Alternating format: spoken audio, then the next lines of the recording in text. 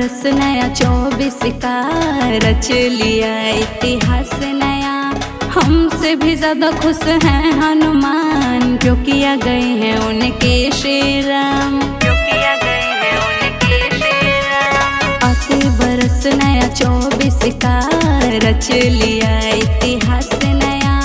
हमसे भी ज्यादा खुश हैं हनुमान, जो किया गए हैं उनके श्री राम। बड़े दिनों के बाद अयोध्या याद आया है, बड़े दिनों के बाद राम जी धाम आए हैं। अयोध्या धाम में, अयोध्या धाम में, अयोध्या धाम में हमारे राम आए हैं।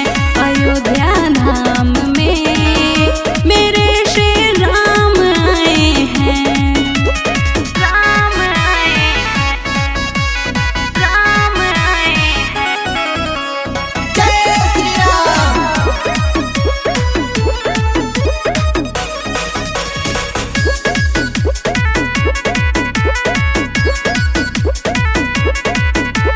सोना सोना अवध था पूरा, राजभवन भी था अधूरा। खुश हैं आज पिता दशरथ जी, साथ माता कौशल्या भी, साथ माता कौशल्या भी।